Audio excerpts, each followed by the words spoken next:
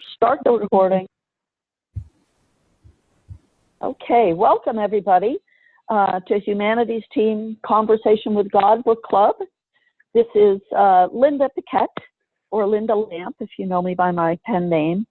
It's November 18th, and Nanette is currently at Sunrise Ranch, which is why I'm hosting and reading today.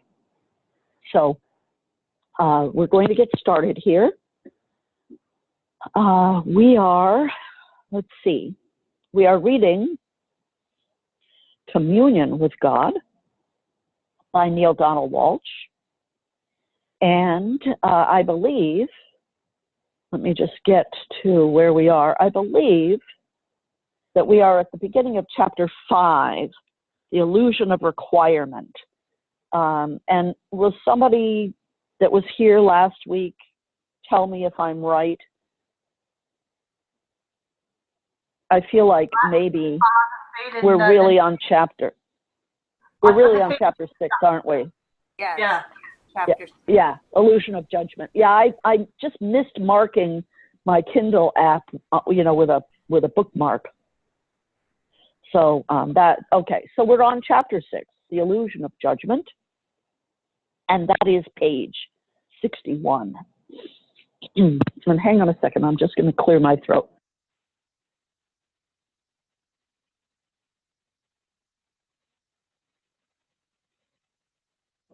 Okay, here we go. The illusion of judgment. And this is God speaking. This is the 6th illusion. Judgment exists.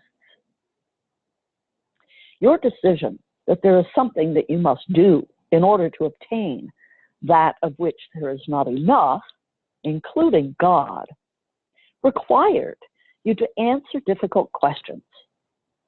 How will it be determined whether a person has met the requirement or not? And what will happen to those who have not? Your answer to these questions produced the invention of judgment. Someone, you reasoned, must be the final arbiter. Since the Creator was the one who established the requirement, it seemed only logical that the Creator would also be the one to decide who had met the requirement and who had not.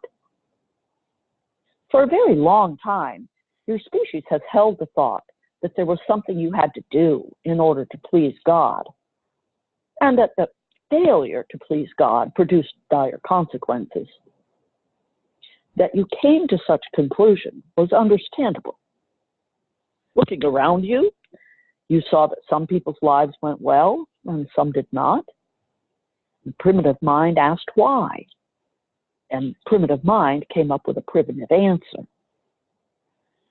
Fortune smiled upon those who were in favor with the gods. It was the gods who had to be satisfied, and then the gods would judge. Sacrifices and rituals of all kinds grew up around this belief, all designed to mollify difficult deities. In these earliest days, your sense of insufficiency was so strong that you even imagined the gods to be in competition with each other, that there were many gods to please, and it was often not easy to keep track of what had to be done to keep everybody happy. Each new earthly disaster, each hailstorm, each hurricane, each drought or famine or personal misfortune was seen as evidence that one of the gods had not been satisfied, or sometimes that they had been warring with each other. How else to explain what was going on? Now, these beliefs arose in ancient times, and through the millennia, they have been refined and clarified. Most humans today do not believe that there is a long list of ill-tempered gods who have to be modified. Today, most people believe that there is only one ill-tempered God who has to be mollified. And although it may seem as if your species long ago evolved out of the primitive constructions that created an I'm going to get you kind of God, these ideas continue to dominate your planet's theologies.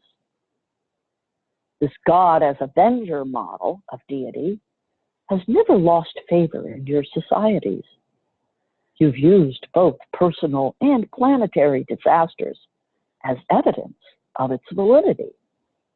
Even in very recent times, such as when your AIDS epidemic hit, there were many people, including some religious leaders, who proclaimed life's misfortunes to be God's punishments for the individual or collective misbehaviors of the human race.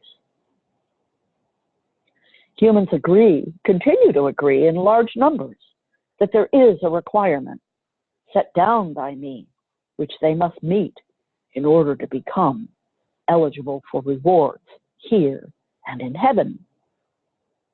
They continue to agree that there is a system of judgment by which it is determined who has met the requirement and who has not.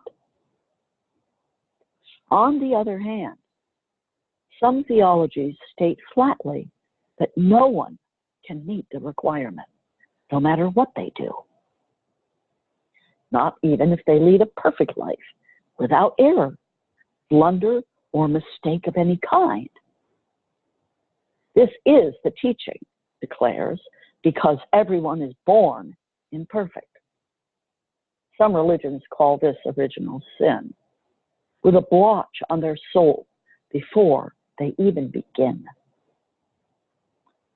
This blotch cannot be removed by any act the person performs, not even an act of true repentance, but only by the grace of God. And God, it is taught, will not grant this grace unless the person comes to him in a very specific way.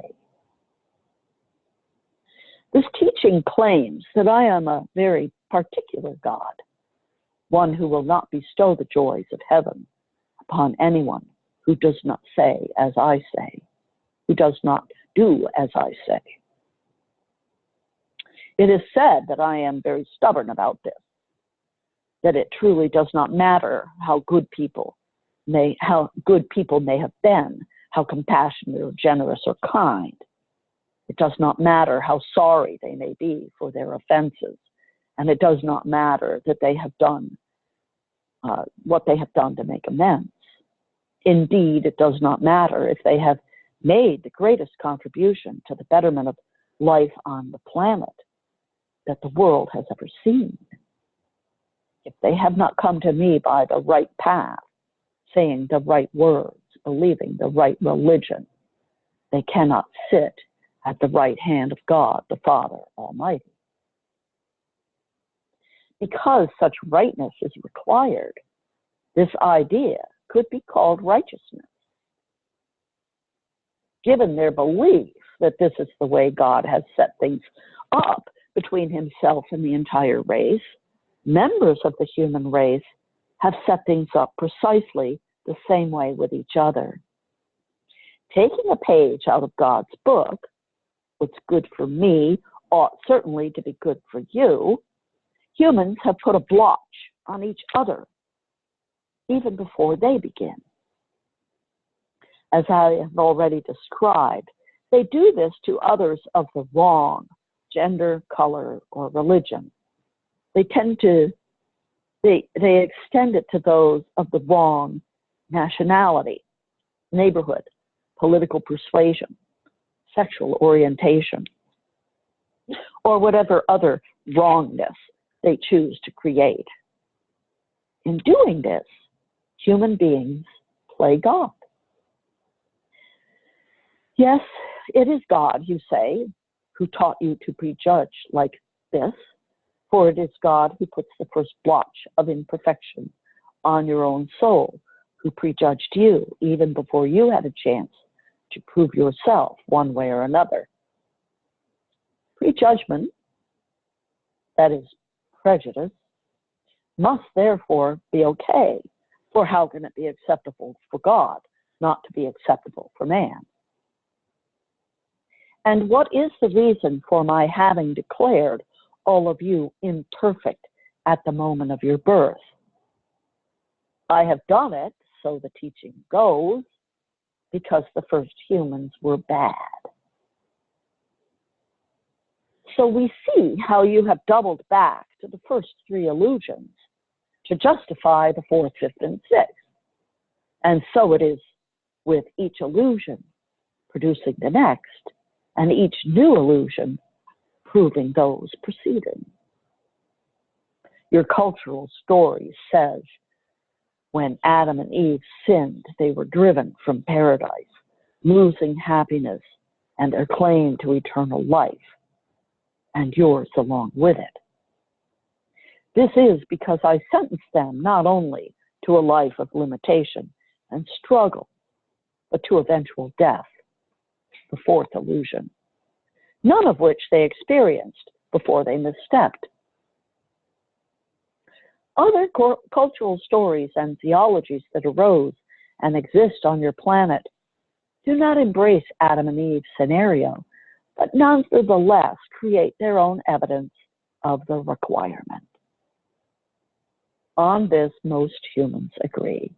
Humans are imperfect in the eyes of God, and there is something that they have to do in order to achieve perfection, variously described as purification, salvation, enlightenment, whatever. Because you believe in human imperfection, and since you believe that you have received this characteristic from me, you have felt perfectly free to pass it on to others. All the while, you have expected the same thing of others that you have been told I expect of you. Perfection. And so it has come to pass that humans have gone through life demanding perfection of those whom they themselves have called imperfect, namely humans. First, they do this to themselves. This is their initial and often most costly error. Then they do it to others. This is their second mistake. They have made it impossible for either themselves or others to ever fully meet the requirement. Parents demand perfection from their imperfect children, and children demand perfection from their imperfect parents. Citizens demand perfection from their imperfect government, and the government demands perfection from its imperfect citizens. Churches demand perfection from their imperfect followers, and followers demand perfection from their imperfect churches. Neighbors demand perfection from other neighbors, races from other races, nations from other nations. You have accepted as reality the illusion of judgment, and then you have declared that if God judges you, you have the right to judge everyone else. And judge them you do.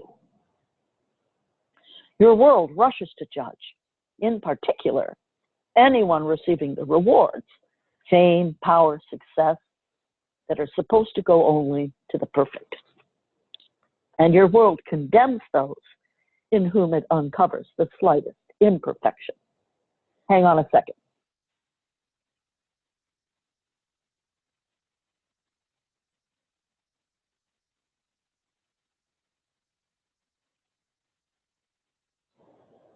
So fanatical have you become that you have made it virtually impossible for people to become leaders, heroes, or icons in your present day and time, thus robbing yourself of exactly what your society needs. You have placed yourself in a trap of your own devising, unable to release yourself from the judgments you have imposed on each other and the judgment you believe God has imposed on you. Yet why should a simple observation about you make you so uncomfortable? Is simply observing that something that something is really a judgment? Couldn't it merely be an observation? So what if someone has not met the requirement? What does it matter? These are questions that humans began to ask. Clearly, there was a flaw in the sixth illusion. This should have revealed the idea of judgment as false, but humans knew at some very deep level that they could not give up the illusion, or something very vital would come to an end. Again, they were right, but again, they made a mistake. Instead of seeing the illusion as an illusion and using it for the purpose for which it was intended, they thought they had to fix the flaw. It was to fix the flaw in the sixth illusion that the seventh illusion was created.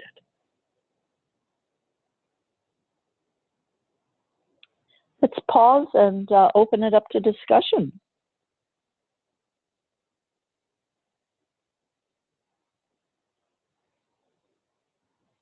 This is even more uncomfortable than the last chapter.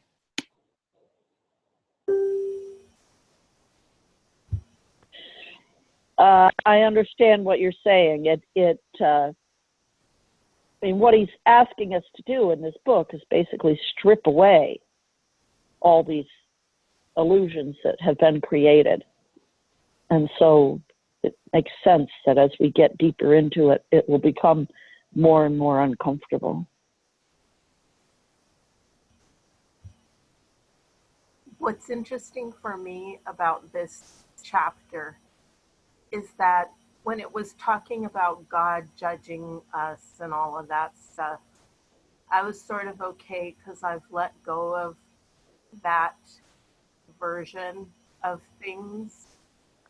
And then it got to the part about us judging ourselves and other people. And then it was a whole different kettle of fish. It's like, that I still am working on, let's say. And I am working on it. I don't accept my judgments unquestioningly all the time the way I used to. And I've taken to the habit of labeling them when I notice it. It's like, oh, look, Mary judging, So at least I'm aware that that's what's happening. Also, I gotta say, acknowledge here the stuff about me being imperfect. Like, really, perfectionism for myself was sort of the defining, neurosis of probably most of my life. And it was hard to let go of the notion that, it was ever possible. You know what I mean? It's like spending so much time trying to be something that was completely impossible by the standards of the judgment and requirement and all of this. And it's something that I've been grappling with just recently because, I really want to do like the energy healing type work that I have been learning and, and I've really come up against this wall that I feel like I have to be perfect to put myself out there as someone who can help other people. And rationally, I know that's total BS. But it's like that's right where I've been this week particularly. It was a big issue that I've been looking at. So interesting to read this chapter today. Thank you. Over. Thank you, Mary. That's a beautiful sharing. I would say that I too pick myself up, when I find myself judging and recognize that that's what I'm doing, which is good, I feel. But also I was just thinking then as Mary was speaking, we also read in conversations that everything is perfect the way it is. So there is perfection in the imperfection, if you see what I mean. And without that imperfection, we wouldn't know ourselves. Do you get my point, Over?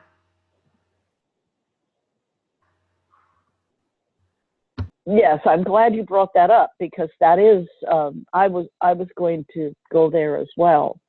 That in the ultimate moment, everything is always perfect.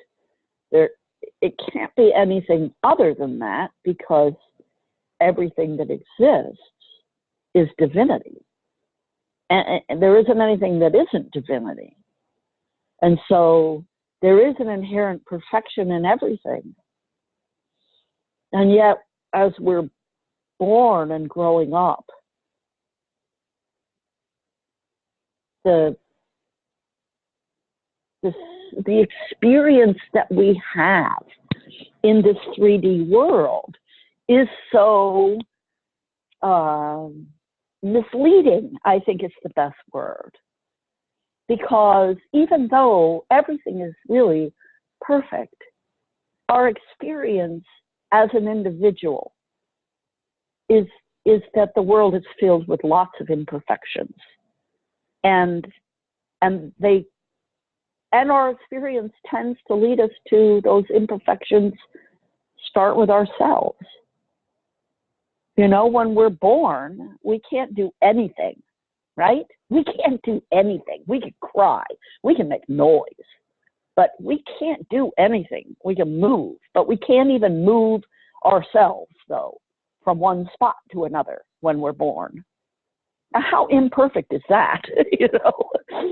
And so our very first experiences in this 3D world are experiences of imperfection.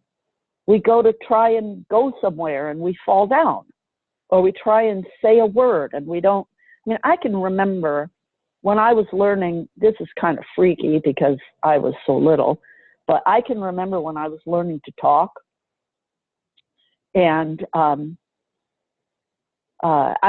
started talking when I was 6 months, and talking and walking. And my father worked, we lived overseas, and my father worked in another country, and so he'd be gone for weeks at a time, and then he'd come home. And I had learned how to say mama, and my mother was teaching me how to say dada. And I remember sitting on the bassinet while she's getting me dressed, and, you know, dada, dada, dada, and we're going to go get dada at the airport. Okay, all right.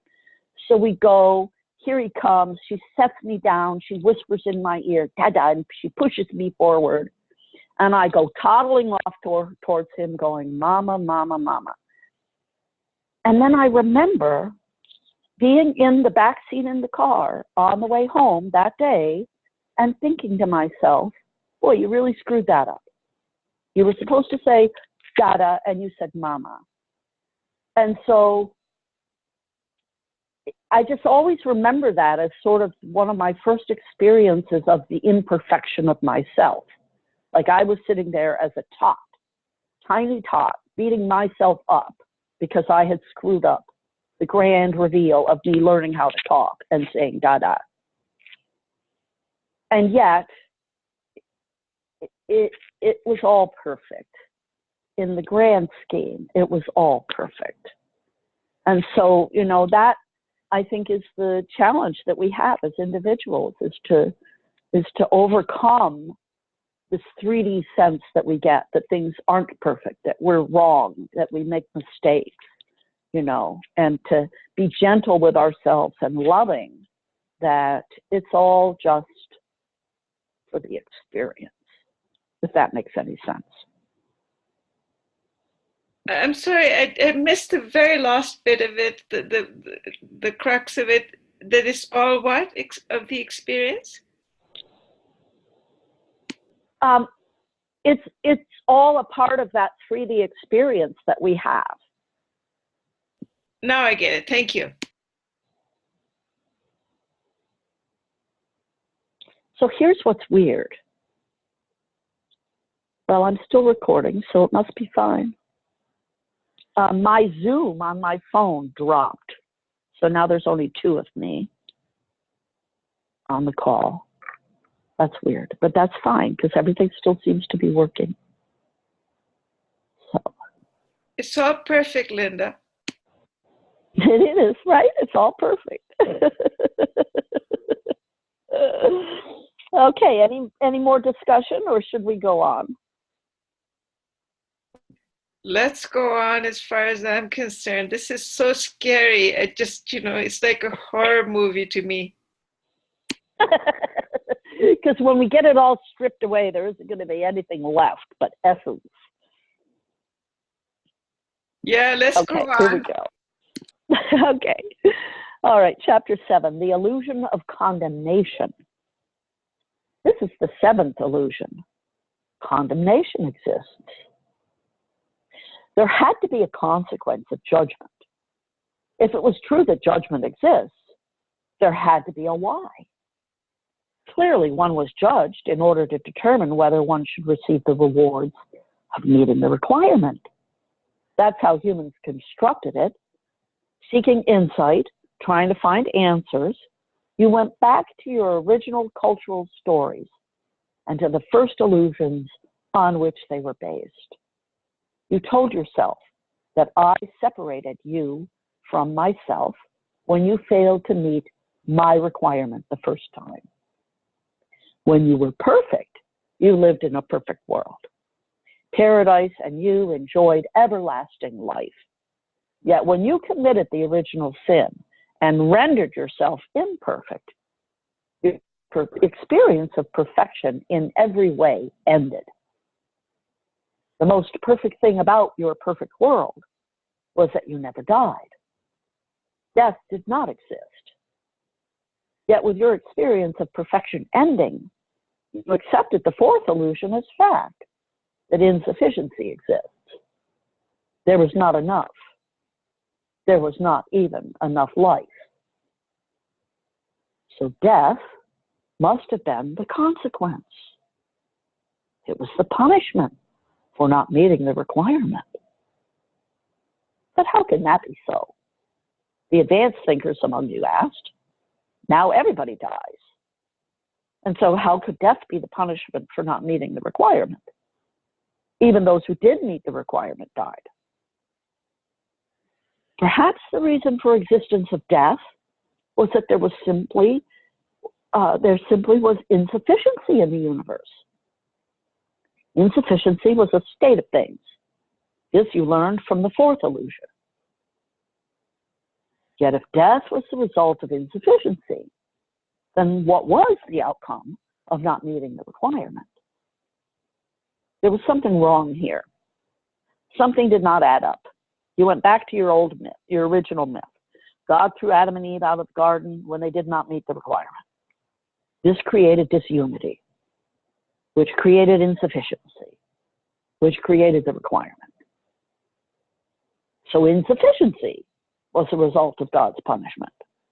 The punishment was separation, and insufficiency was the result. Death is the insufficiency of life. So, by a stretch, death was the punishment. This is how you reasoned it out. The purpose of death must have been to punish you for not meeting the requirement. For without death, there was only what there always was, namely life everlasting. And if you could live forever, what was the consequence of not having met God's requirement? So what always was had to be called the reward. That's it, you said to yourself. Everlasting life is the reward. But now you had another conundrum. If death extinguished, then life everlasting could not. Or if death existed, then life everlasting could not. There's a challenge here. How to create a way for both to exist, despite the fact that the two appear to be mutually exclusive. You decided that the death of the physical body did not mean the end of you. Since the existence of death precluded the possibility of a life that goes on forever, you decided that life must go on forever after physical death. But if life went on forever after physical death, then what was the point of death? It had no point. And so there had to be created in your after-death experience another outcome. This you called condemnation. It fit perfectly when you thought about it. It fell right in line with the second illusion. The outcome of life is in doubt. Failure exists. Now you could have your cake and eat it too. Now you could have death and everlasting life. Everlasting life. Punishment and reward. By placing both after death, you were able to make death itself not the punishment, but simply the ultimate manifestation of insufficiency. The most impressive evidence of the fourth illusion. One illusion now really began to support the other. The interweaving was perfect. Your work was complete. And this was the reality produced by your cultural story and by your endless creation and passing on of myths that solidified it. Myths support the story, and the story supports the illusions. This is the superstructure of your entire cosmology. These are the underpinnings of all your understandings. And they are, all of them, false. Death does not exist. To say that death exists would be to say that you do not exist, for you are life itself. To say that death exists would be to say that God does not exist, for if God is everything that is, which is exactly what God is, and if all things form a unified whole, which they do, then if one thing dies, all things die, which would mean that if God dies, if one thing dies, God dies. This, of course, cannot be. Therefore, know this. Death and God are mutually exclusive. It is not possible for them to exist side by side. If death exists, then God does not. Or it must be concluded that God is not everything that is. This brings up an interesting question. Is there anything that God is not? If you believe that there is God and that there is something that God is not, then you can believe in a great many other things, not only in death, but the devil and everything in between. If, on the other hand, you believe that God is the energy of life itself, and that this energy never dies, but merely changes form, and that this divine energy not only is in everything, but is everything, that it is the energy that forms that from which has taken form, then it is a small step to understanding that death does not and cannot exist. This is what is so. I am the energy of life. I am that which forms, that which has taken form. Everything you see is God in differing formation. You are all God in formation. Or put another way, you are God's information. This I have said to you before, yet now you may at last truly comprehend it. Much of what I have said to you in our conversations is reiterated a number of times, and this is, of course, by design. You must have firm grasp of every concept you have given before you can grasp new concepts you would seek to understand. Some of you will want to move faster. Some of you will say, okay, I got it already. Yet do you really have it? Your life lived is a measure of what you have and what you do not have. It is a reflection of your deepest understandings. If your life is an experience of constant joy and total bliss, then you truly have it. This does not mean that your life is without the conditions that cause pain, suffering, and disappointment. It means that you live in joy despite those conditions. Your experience has nothing to do with those conditions. This is unconditional love, of which I have spoken many times. You may experience this with regard to another person or with regard to life itself. When you have an unconditional love of life, then you love life just the way it is, showing up right here, right now. This is possible only when you are seeing the perfection. I tell you that seeing everything and everyone is perfect. When you see this, you have taken your first step toward mastery. Yet you cannot see this unless and until you understand exactly what everyone is trying to do and the purpose for everything under heaven. For instance, when you understand that the purpose of this dialogue's returning to its main points repeatedly is to bring you deeper and deeper into your own understanding and closer to mastery, then you will love the repetition. You will love it because you understand the benefit. You embrace the gift. This will bring you equanimity in the moment and in all moments of your life, no matter how unpleasant you might previously have judged them. You will even find equanimity in the moments before your death, for you will see your death too as perfect. You will find and create even more masterfully when you understand that every moment is a dying. Every moment is the end of your life as you were, and the beginning of your new life as you now choose to become. In each moment, you are recreating yourself anew.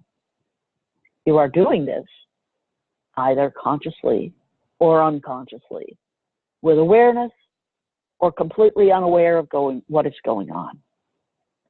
You do not have to be facing the moment of what you have previously called death in order to experience more life.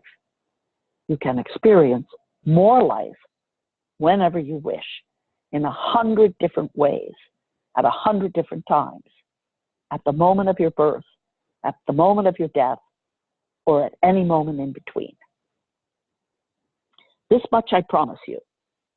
You will experience more life at the moment of your physical death, and this will do more than anything else to convince you that there is more life, that life goes on and never ends. In that instant, you will realize that there was never not enough. There was never not enough life, and there was never not enough of the stuff of life. This will dissolve the fourth illusion forever. If that illusion can be dissolved before the moment of your death, the message here. The way to produce more life is to experience more death. Don't let death be a once-in-a-lifetime thing. Experience each moment of your life as a death, for that is, in truth, what it is when you redefine death as simply the end of one experience and the beginning of another. When you do this, you can have a little funeral each moment for what just passed, for what just died. And then you can turn around and create the future, realizing that there is a future, that there is more life. When you know this, the idea of not enough is shattered, and you begin to use each golden moment of now in a new way, with a new understanding and a deeper appreciation, with greater awareness and greater consciousness. And your life will never be the same ever.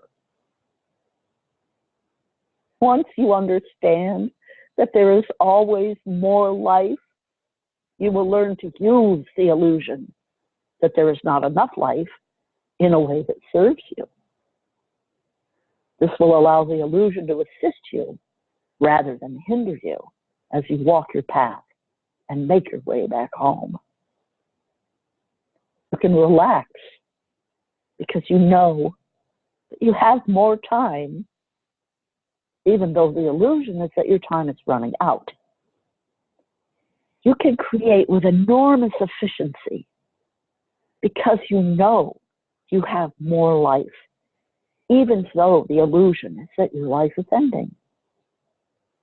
You can find peace and joy, even though the illusion is that there is not enough of whatever it is you think you need in your life, because you know now that there is enough. There is enough time, there is enough life, and there is enough of the stuff of life to allow you to live in happiness forever. When you allow yourself to experience that there is enough of what you thought there was not enough of, extraordinary changes occur in the way you live your life. When you know that there is enough, you stop competing with others. You stop competing for love or money or sex or power or whatever it was you felt there was not enough of. The competition is over. This alters everything. Now, instead of competing with others to get what you want, you begin to give what you want away. Instead of fighting for more love, you begin giving more love away. Instead of struggling for success, you begin making sure everyone else is successful. Instead of grasping for power, you begin empowering others. Instead of seeking affection, attention, sexual satisfaction, and emotional security, you find yourself being the source of it. Indeed, everything that you have ever wanted, you are now supplying to others. And the wonder of it all is that as you give, so do you receive. You suddenly have more of whatever it is you are giving away. The reason for this is clear. It has nothing to do with the fact that what you have done is morally right or spiritually enlightened or the will of God. It has to do with a simple truth. There is no one else in the room. There is only one of us.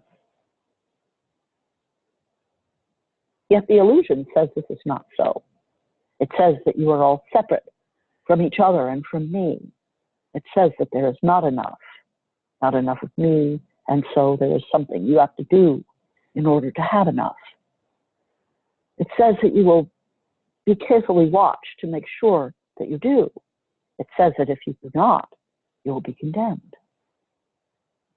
This does not seem like a very loving thing to do, and yet there's one thing that all of your cultural stories have told you.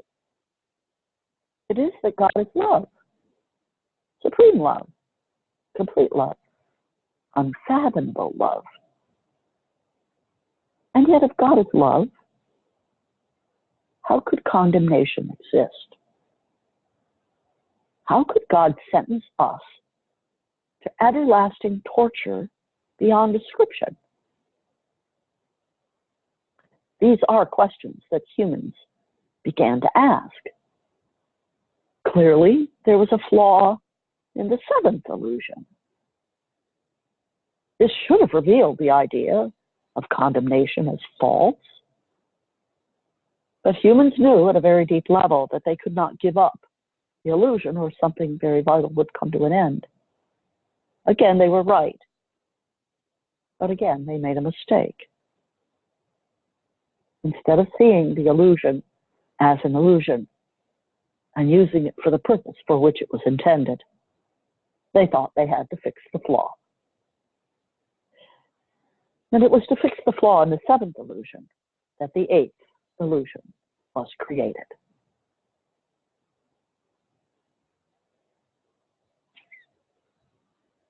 End of chapter.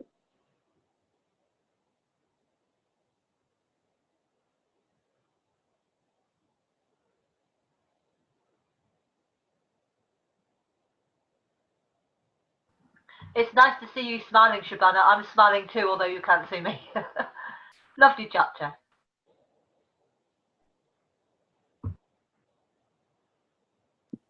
Yeah, I'll agree with you, Angela.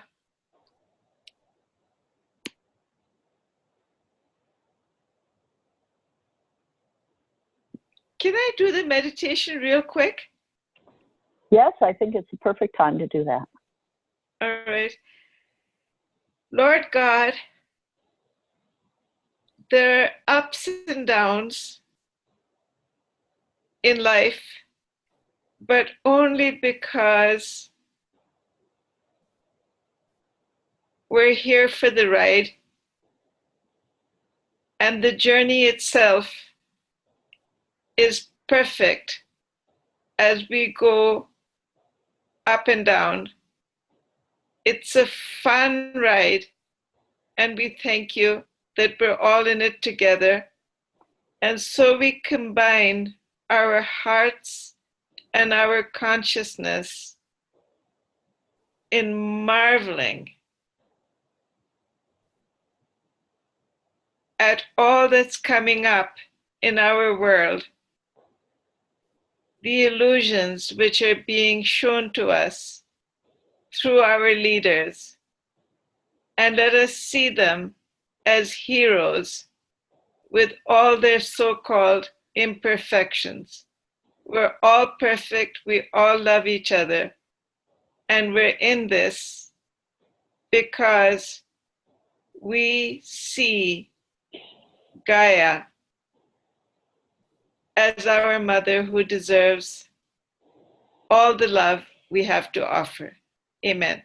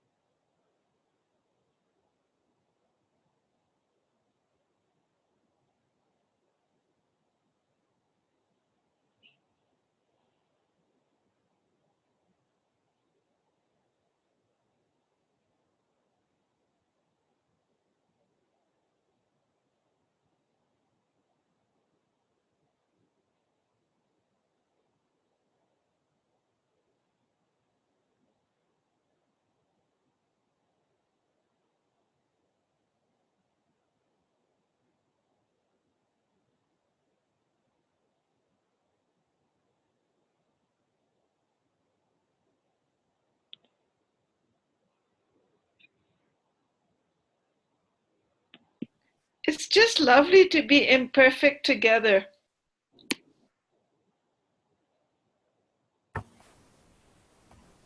Thank you, Shabana. Definitely Thank you. better than being imperfect alone.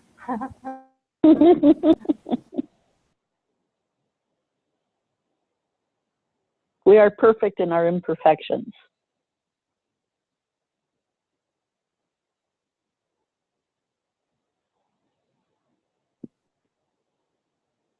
This was a lot of fun. Thank you for your reading, Linda. You did better than usual. Thank you. I don't know how I can do any better than usual, but it's usually the content that makes it different for me anyway. I'm enjoying this book. Yeah, so am I, even when it scares me.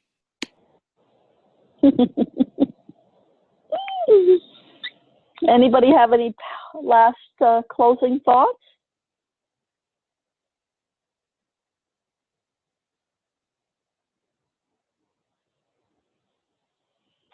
Seeing none, I will say thank you and goodbye to everybody. I hope everybody feels better. Those of you that are struggling with physical challenges, may the week bring you all great health and clarity and wellness. And we'll see you all next week. Thank you so much for coming. Thank you. Thanks, Linda. Thank you, Linda. Thank you all. Bye-bye. Bye-bye.